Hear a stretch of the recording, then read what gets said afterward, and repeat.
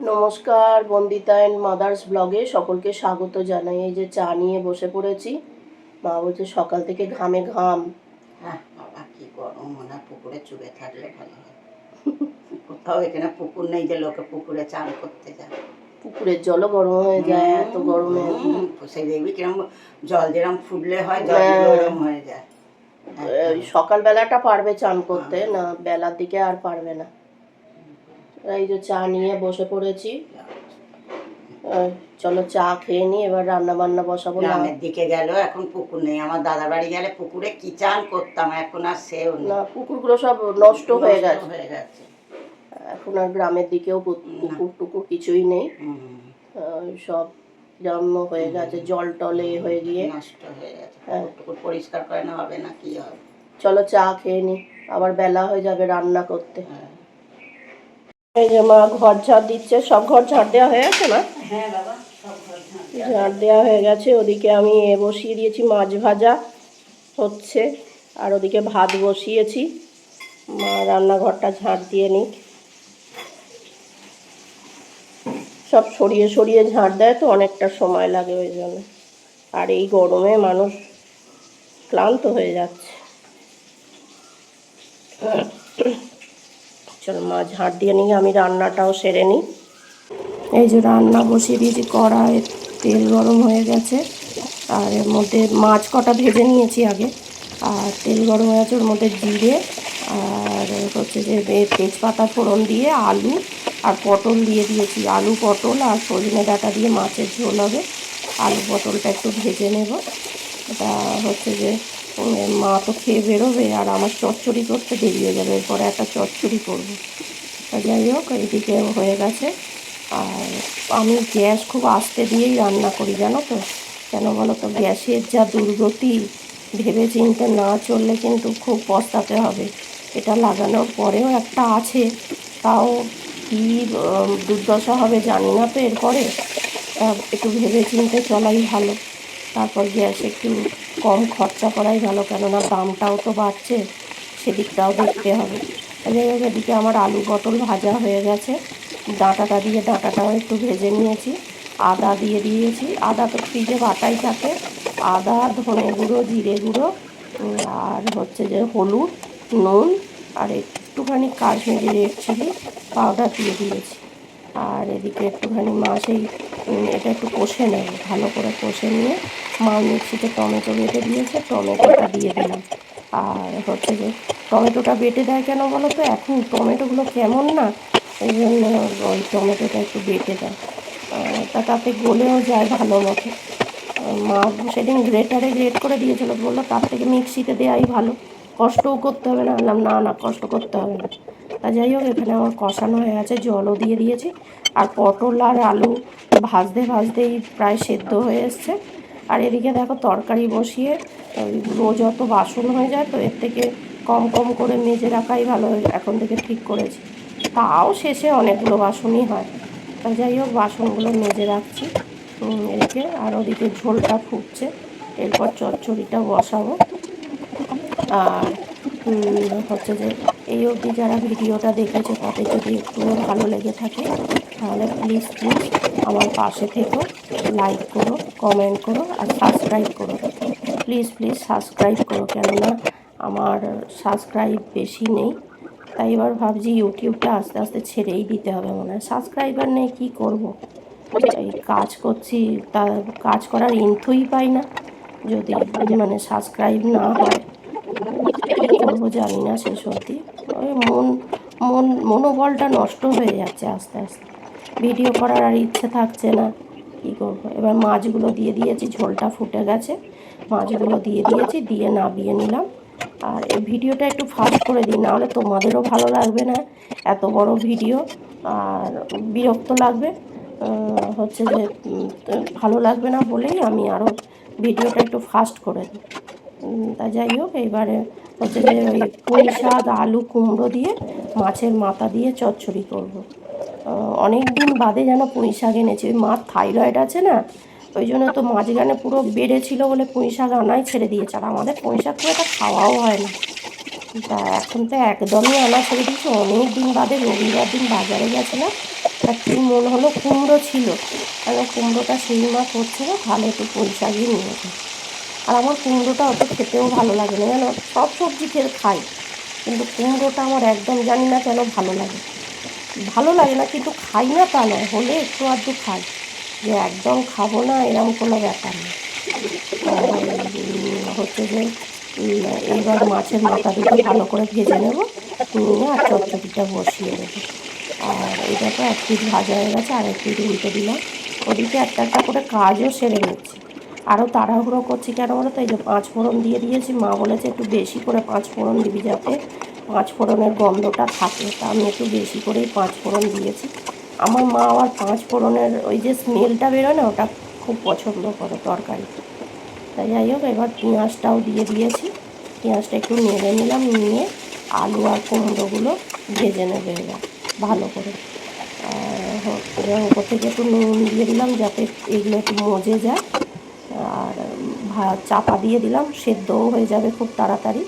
তা ওদিকে ভাতও আমার হয়ে গেছে, ভাতটা নামিয়ে নিলাম, নিয়ে আর রেখে এলাম ডাইনিংয়ে। এবার আলু কুমড়োগুলো ভাজা হয়ে গেছে, পুঁই শাকের দিয়ে দিয়েছি, পুঁই শাকটা আর ডাঁটাটা দিয়ে দিয়েছি, ওপর থেকে হলুদ দিয়ে দিলাম, এবার নুন দিয়ে দিয়েছি, দিয়ে দেখো আবার যে কটা বাসন হয়েছে সে কটা রগড়ে নিচ্ছি। এরকম অল্প অল্প করে মেজে নিলে কী হয় বলো তো, এদিকে তরকারিও হয়ে যায় আর এদিকে বাসনগুলো মাজাও হয়ে যাবে। কিছুটা কিছুটা করে মেজে রাখলে অত ভর্তি মতন হয়ে থাকবে না অনেক বাসন। যাই হোক, এটা কচুরিগুলো মেজে নিলাম। এগুলো মেজে রাখলে কী হবে তো, আর নোংরা হবে না, কালো কালো হয়ে যাবে। না হলে না মেজে রাখলে অনেকক্ষণ ধরে থাকলে ওরকম সব কেমন কালো কালো হয়ে যায়। তাই এদিকে আমার নেড়ে দিচ্ছি, আবার তরকারিটা দেখো এ হয়ে গেছে, মজে আছে। এবার মাছের মাথাগুলো দিয়ে দিলাম, একটু দেখো পুঁই শাকের ডাঁটাগুলো একটু নরম নরম হয়ে গেছে, আর ওপর থেকে একটুখানি ওই সর্ষে বাটা দিয়ে দিয়েছি। আর কিছু ফোড়ন টোড়ন কিচ্ছু দেবো না, আর কিচ্ছু দেবো না, নুন দিয়েছি, ওতেই হয়ে যাবে। আর এই চচ্চড়িটা খেতে খুব, আর আজকে চচ্চড়িটা দারুণ খেতে হয়েছে অনেক, মানে আমি তো রাত্রিবেলা ভয়েস ওভার দিচ্ছি, আর খেয়েছি তো দারুণ খেতে হয়েছে, মাও খেয়ে বলছে মানা খুব সুন্দর খেতে। এই যে আমার ব্রেকফাস্ট রেডি হয়ে গেছে, ছাতুর শরবত, আর ওদিকে মা খেতে বসে গেছে, বলে ফ্যান চালা, ফ্যানের অপেক্ষায় বসে রয়েছে। আর এটা বল বেয়ারিং খারাপ তো, এইবার হচ্ছে যে ঘ্যাট ঘ্যাট করে আওয়াজ হয়, ভিডিও করা যায় না। মাকে ফ্যানটা চালিয়ে দিই, আর আমার ওদিকে চচ্চড়ি হচ্ছে। এই যে চচ্চড়ি রেডি হয়ে এসছে, মা খেয়ে দেখুক কেমন খেতে হয়েছে। এই যে মা খেয়ে দিয়ে অফিস বেরিয়ে গেল, তারপর আমি একটু বসেছিলাম, বসে থেকে একটু কাজবাজ করলাম ফোনে, কাজবাজ করে নিয়ে এবার গ্যাসটা মুছে নিচ্ছি পরিষ্কার করে, গ্যাসটা মুছে নিয়ে আর যে কটা বাসন পড়েছে ওই কড়া টড়াগুলো পড়েছে না, সেগুলো এবার মেজে নেব। গ্যাস এবার আর বাসন বেশি নেই, এইগুলো মেজে নিলেই হয়ে যাবে। ওই অল্প কটা করে বাসন মেজে রেখেছি, ওই জন্য বাসনটা পরের বার আর বেশি পড়েনি। মা খেয়ে গেছে সেই থালাটা, তারপর যে জল মগে করে জল তুলে তরকারিতে দিই সেইটা, আর এটা মা ওই একটু জল গরম করে দিতে হয় চান করার জন্য, বলবে এই গরমেও জল গরম, ডাক্তার বলেছে মাকে 12 মাস জল গরমে চান করার জন্য।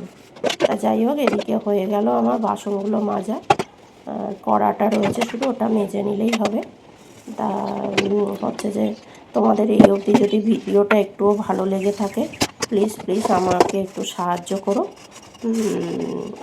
আমার পাশে থেকো, সাবস্ক্রাইব করে। তা অনেকে আবার কি করছে জানো, সাবস্ক্রাইব করে আনসাবস্ক্রাইব করে দিচ্ছে, জানি না কেন এগুলো করে, আমি কিন্তু এই জিনিসটা করিই না।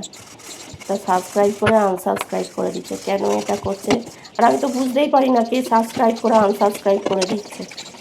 সব দেখি সাবস্ক্রাইব করে, আজ একটা রয়েছে, কালকে আবার দেখি আনসাবস্ক্রাইব করে দিচ্ছে। কি কেন সাবস্ক্রাইব করিস, কেনই বা আনসাবস্ক্রাইব করিস, আমি বুঝতে পারি না এই জিনিসগুলো। এগুলো তো করাও উচিত নয় না, একজনের মনোবল তো ভেঙে যায় এরমভাবে, যে সাবস্ক্রাইব করে আনসাবস্ক্রাইব করে দিচ্ছে বারবার। সাবস্ক্রাইব করার দরকারই নেই তার, এরম বারবার আনসাবস্ক্রাইব করে দিচ্ছে। তা যাই হোক, বাসনগুলো আমার মাজা হয়ে গেছে, এবার বাসনগুলো উবুর করে দেবো, আর গ্যাস ফ্যাসগুলো মোছা হয়ে গেছে আমার। ব্যাস, কড়াটা দেখলেন আরেকবার মেজে নিলাম। এই যে দুপুরে এই চান করে এলাম, আমি চান করে এই খেতে বসছি। আজকে দুপুরে হয়েছে ওই ভাত, পুঁই ডাঁটা, আলু আর হচ্ছে যে মাছের মাথা কুমড়ো দিয়ে একটা চচ্চড়ি করেছি। আর এখানে রুই মাছের ঝোল, পটল, আলু আর হচ্ছে যে দিয়ে সজনে ডাঁটা দিয়ে মাছের ঝোল হয়েছে আজকে দুপুরে এই মেনু। এই যে বিছানার চাদরটা পাল্টে দেবো, নোংরা যত না হয়েছে। ওই আসবে একজন, এক জেঠিমা বলে ডাকি আমি, সে আসবে বলেছে, ফোন করে বললাম না, তাহলে বিছানার চাদরটা এমনিও পাল্টাতে হতো এই সপ্তাহে, না পাল্টালে হয় না বিছানার চাদর, গাটা যেন মনে হয় কিটকিট কিটকিট করছে। তা বিছানার চাদরটা এবার পাল্টে দেবো। আর আমি কিরম হামাগুড়ি দিচ্ছে দেখেছো, মানে এই হামাগুড়ি কোন ছোটোবেলায় দিয়েছি সে ভুলে গেছি। আবার দেখো না এক কাণ্ড হয়েছে, এই চাদরটা পাল্টেছি তো, সে যে জেঠিমারা এসেছিলো, জেঠিমারা সন্ধেবেলা এসছে, এসে এই চাদরটা কিন্তু আবার আমি রাত্রিরে পাল্টে দিয়েছি। এসে বিছানায় এক কাপ চা ফেলে কি অবস্থা করেছে, কি ক্ষতি করলো যে। তারপর আবার সেই ওপর থেকে দুটো, একটা বালাপোষ পাতা রয়েছে, আর তোষকটা তো আমাদের নিচে পাতা রয়েছে, বালাপোষ পাতা রয়েছে, আর একটা লেপ পাতা আছে, সেই দুটো কি করেছি, তো ভিজে গেছে পুরো, তুলে দিয়েছি, চাদরটা আবার পাল্টে দিয়েছি। বিস্কুট খেতে এসছে, মা অফিস থেকে এসছে, মাকে ছেঁকে ধরেছে। ভাত খেয়েছে, হ্যাঁ একটুখানি দিয়েছি, তো ছেটে ফুটে খায় না। কে? ওই যে সুন্দরী খাইনি চেটে বুটে? নাই, একে বলছি ঘরে চলো, ওকে ডাকছি, একে ডাকছি, ইনি তো সে যাই হোক করে গেল। কোথায় দেবো বলো? দুজনে খেতে এসছে, আর আমার নেমন্তন্ন ছিল, গেছিলাম অক্ষয় তৃতীয়ার, ওই গৃহপ্রবেশ ছিল একজনের, মাকে নেমন্তন্ন করেছিল, মা দুজনকেই করেছে, তা আমি তারপর খাবো টাবো না কিছু, ওই জন্য আমি যাই। ওই আমাকে পাঠালো, ওই জন্যে মানা আমার বলেছে, যাওয়ার ইচ্ছে না থাকলেও ভাত যেতে। খেয়েও আমি না। এই যে ডগিটাকে খেতে দিলাম আর টিভি দেখছি, আর এই বসে বসে এডিটিং করছি। এখন অনেক কাজ, এডিটিং করব, সেভ করব, আমি রাত্রিরেই সব করে রাখি, আপলোড করব, ও শুতে শুতে 12টা 12:30 বেজে যায়। তারপর কিছুক্ষণ আবার সবার ভিডিও দুপুরবেলা দেখি, রাত্রিবেলা দেখি, আমি শুয়ে শুয়ে এডিটিং করে আপলোড করে তারপর 12টা 12:30 অবধি সবার ভিডিও দেখি, তারপরে ঘুমোই। যাই হোক, ভিডিওটা তাহলে এখানেই শেষ করছি। তোমরা সবাই সুস্থ থেকো, ভালো থেকো, সাবধানে থেকো। আর ভিডিওটা যদি ভালো লেগে থাকে তাহলে লাইক করো, কমেন্ট করো, সাবস্ক্রাইব করো। দেখা হচ্ছে নতুন একটি ব্লগে।